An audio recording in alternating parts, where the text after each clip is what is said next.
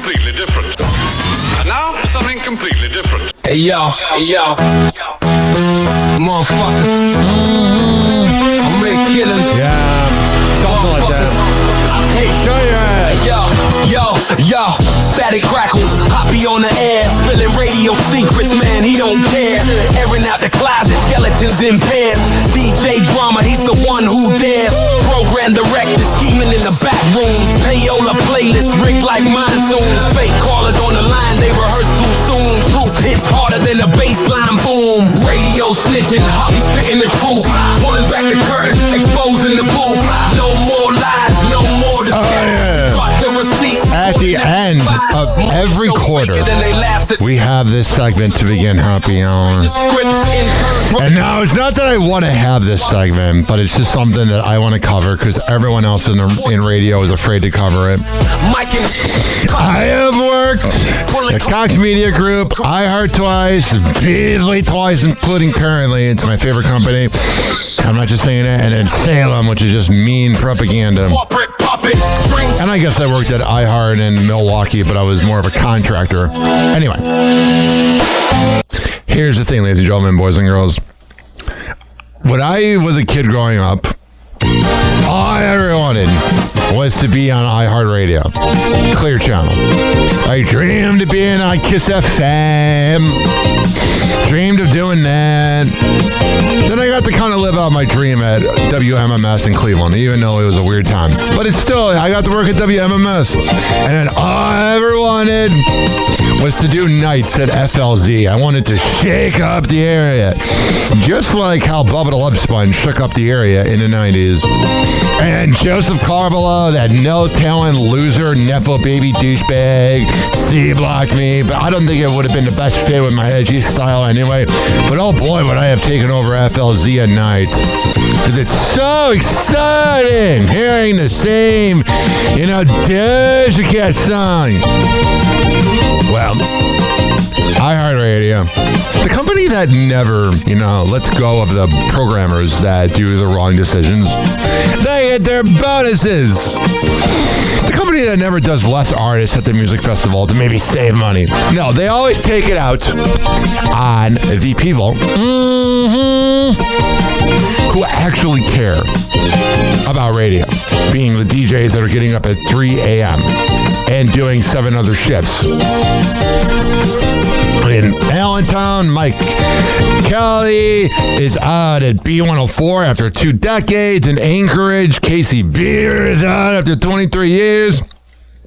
Birmingham, Alabama, someone I've hung out with before at the morning show boot camp, and he's a good enough dude. Spencer Graves is out at 102.5 The Bull, not the Bone, after 3 years. Man, he's moved around a lot. I really hope he finds a place he can just chill at forever. He's a good enough dude. In Little Rock, Bull Dalton, gonna go. But then I saw this. And I'm not trying to pick favorites. But I am very tight with Flying Brian. Flying Brian and the Freak Show is the original Freak Show in Florida. He even made me a drop and called it in a Happy Hour about 5 years ago.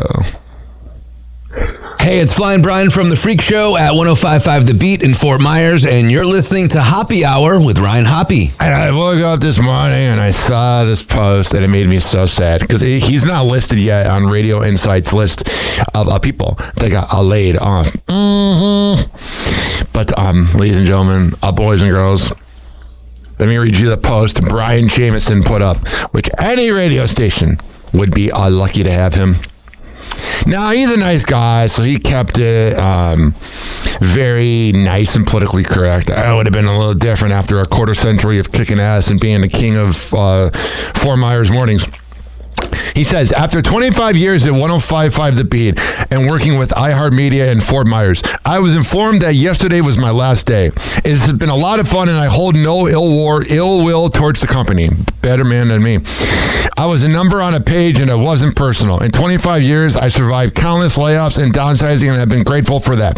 25 years is a long time to be at one station and it was an incredible run. To anyone I ever worked with, thank you. You helped me propel the Freak Show to the top of the ratings for 2.5 decades, and I can't thank you enough. To anyone who's ever listened to me, I thank you too. He goes on and on for a bunch of stuff and says how he needs a break from getting up at 3 a.m. Okay, here's the thing. First of all, iHeartRadio is stupid because you could have let him do a sign-off show. Brian Jameson, you just saw what he wrote. He's a good enough dude. He's got a father of 4 kids. He's a good guy. He's not going to go on air and mother F you guys and swear. Why don't you let him do a goodbye show where it's like, kind of like how, why does Dave Ryan get to do it in Minnesota? He got laid off because of money. It wasn't because he's retiring. Why does Dave Ryan get to go off air and have the whole Mall of America, which he deserves it. He's a legend. He's a good dude. I've had a beer with him. But why does Dave Ryan get to sign off and say goodbye?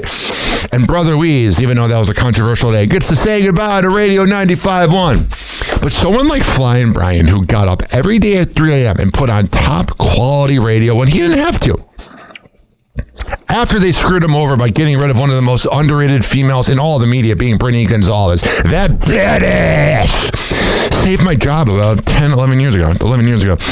There was a thing at 102.5 The Bone called Hot Girl News that Drew Garabo did. And there's something called carts. I don't know why they call them that anymore, but it's the files that play music. And I was trying to fill time, so I was looking up a segment, and I typed in Hot Girl News, but that's not what they labeled the segment as, so I was just playing the music bed for 7 minutes, and then I pressed this button to go to break, and the Hot Girl music played over all the commercials. And Brittany Gonzalez, I saved the day! So I will always have love and appreciation for that badass. I don't know. iHeart's not going to get millions of comments where they didn't even let intern John say. I think that would have been a little more, he would have had opinions, but how are you going to let your audience get a parasocial relationship? That's a hot word. How are you going to let them feel like they know these people? They're in their cars every morning, blah, blah, blah. They might have even, if they're 31 years old and they've been listening since they were being driven to kindergarten, it's their whole life. And then you're not going to let them say goodbye. Look at what happened at B96 in Chicago when they didn't let Eddie and Gilbo sign off in 2008. I'm just saying, this was very idiotic by iHeart. I made a little bit of a tweet. Because I'm done. I'm done seeing all the people on LinkedIn. Oh, radio's not dead. Radio's not dead, but it ain't thriving. What does it say here? Where's my tweet? This is riveting radio, isn't it? I said, I ruined radio. Strikes again. At what point is this just becoming sad? The same executives who will claim to love radio to their face, but their job is always safe. But the talent is the one that gets screwed. Maybe I'll leave a talkback feature on this. I was proud of that. Because on all the talk breaks of any of the music stations, it's like, today's topic is what TV show went off air that had a terrible finale? Because they're voice tracking it. They're no longer recording it live, so they can't take calls. Don't get it, man. I was thinking about it. I was like, I got into radio right as everything began to, go down the tubes. Think about it. And you got to remember, if you work around somebody long enough, you start to, I don't want to say compare yourself, but you start to get a little, so like, for example, MJ's been in radio since 1988. And let's say he joined FLZ in 94. In 6 years, he was in LA, then he was in West Palm Beach, then he was in Tampa. I started in radio in 2012. And then in 2018, I was still at the Bone, but there were no opportunities there until I forced myself on air and got kicked off and banned, and then pretty much went to other companies. It's just different now. It's just like you wake up every day, and I talk to so many radio people about this, but they're all afraid to say it. I don't care. I'm a jackass. I'll say it like it is. And you're on eggshells or on the executives, and you want to be nice enough. And then, like, all the online publications are, like, politically correct. I'll say it. It's stupid. People wonder. I see all these consultants, and I might be going to the radio boot camp, morning show boot camp in Cleveland. But all these consultants are like, gee, why is radio not as popular as podcasts? Or the other good one they say. It's my favorite when they say this. I love when they say, well, 98% of people listen to the radio. Did you hear somebody playing radio out of their car while you were jogging? Yeah, you heard the radio. I'm not here to trash radio. I love radio. I believe if I'm online out of Fresno at Hot 97.7 and speak to 340,000 people every morning, it's a very quiet 340,000. Does not feel like it. I get no messages, but it's there. A person is a gigabyte when it comes to streaming, and we have 340,000 gigabytes every morning on Hot 97.7. So it's there. I saw the stats. I wouldn't lie about that. Most radio DJs want to act like they have more listeners. I'm honest, okay? But at the same time, it's like, what are we doing here? It pretty much is the executives and the presidents and the bosses protecting their paycheck while pretending they're like running around circles. They're running around making no choices, but just trying to save their job. And I get it. Everybody needs to save their paycheck. But I don't even know where this conversation is going anymore. This is rinse and repeat every quarter. Man, I remember, to me, the moment that radio really changed, and I actually got the last job off of it, was when the website allaccess.com, that was run by the legend Joel Denver. When allaccess.com shut down about 3 years ago, to me, that was when radio changed. I actually got the last job off of it. It was to work at that Christian radio station I worked at. And I was out of a job at a time and tried to drown myself in 5-foot water, and it would have been really hard, so I needed that job. So it was a blessing in disguise. But I'm just saying, it's sad. I have loved this business since 2001 when I was in first grade, listening to Rowan Gary and WS 890 with my mom. And that's how I heard about 9/11. Then I listened to Eddie and Jobo, Madhouse, Morning Madhouse, Brian Meyer, Steve Dahl, Drax in the morning, where the hell is he? And then I started listening to T-Man online, all the free FM shows. But all of a sudden, there's just this thing that it's just like, they're not growing any new talent.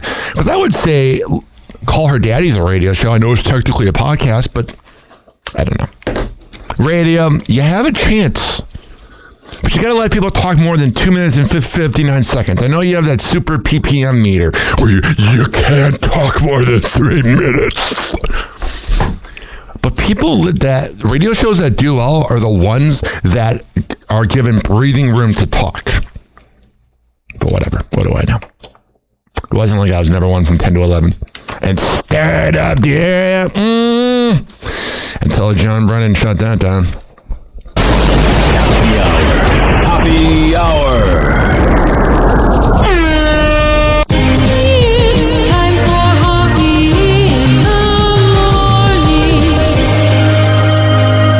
RyanHappyRadio.com. Happy Hour will be right back. We had Taco Bell before. Whenever we're going outside, all I smell is poop. Killing us, and we'll call it a day. The semen was so big. As a reminder. Don't worry, Fresno. Happy Hour will be right back.